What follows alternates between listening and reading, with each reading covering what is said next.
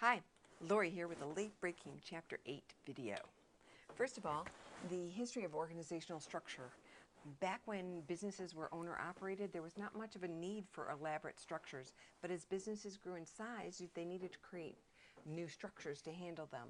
Mass production led to larger organizations as businesses moved to take advantage of the economies of scale that were available to larger businesses.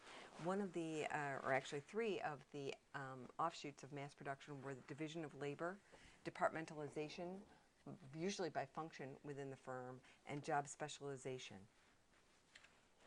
Here are the organizational principles of both Fayol and Weber. We can take a look at them if you want to pause and read them, but they're in your book and you've probably written them down. You're not going to need to memorize these. Those principles led to organizational design such as hierarchy, where there are tiers of authority. Some companies have overdone the hierarchy and have so many layers it is hard to get anything done. Also, the chain of command, which was designed to make sure that people were making the right decisions and following procedures along the way, has led some companies to be unable to make decisions when and where it matters. And that's usually on the front line. And those companies are losing customers to organizations that are more nimble.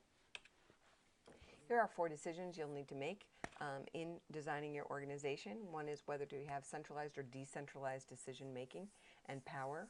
Second question is, how broad a span of control do you want your managers to have? And will it be the same at all levels, or will you vary it by level? Will your organization be tall with many layers of management or flat with just a few layers?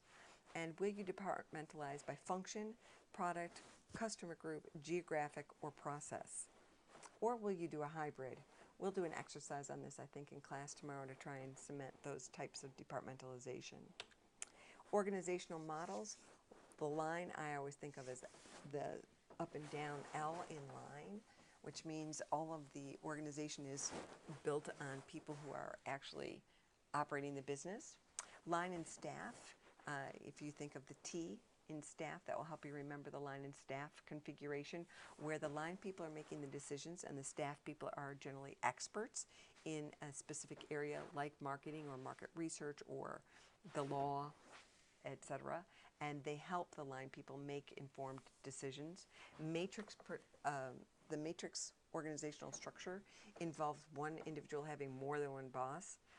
Very difficult to make it work. It does work, but it is hard for one person to report to more than one boss. And those are usually put together for temporary teams, whereas cross-functional self-managed teams are longer lived, and they're often put together in order to design and launch a new product or a new business. Interorganizational interactions. The book does not necessarily organize it this way, but I thought it would be important to look at how organizations interact with each other.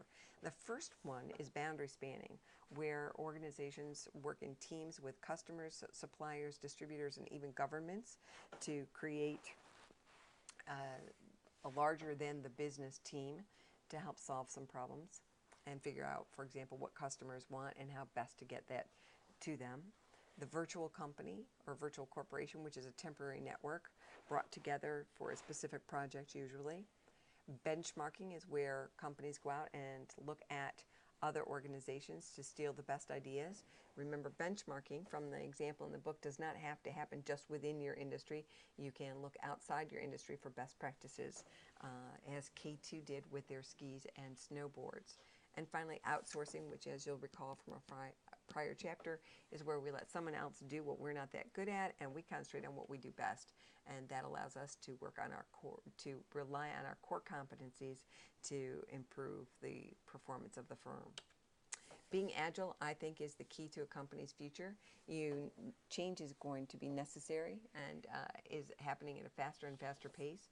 Restructuring will happen, and in industries and within organizations, and it's best that you be aware of options for that. New structures are emerging, like the inverted organization, where the frontline people are empowered to make decisions and take action. You need to build an appetite for change into your company's culture, remembering that your culture is your widely shared values. And you need to recognize that companies have both a formal structure and an informal structure, and that you need to work with both. Here is the bonus point on the quiz. I'm going to email you this link. I'd like you to read the article and be able to tell us what Palmisano's biggest contribution was to IBM. It will be worth an extra point on the quiz. Thanks so much for listening.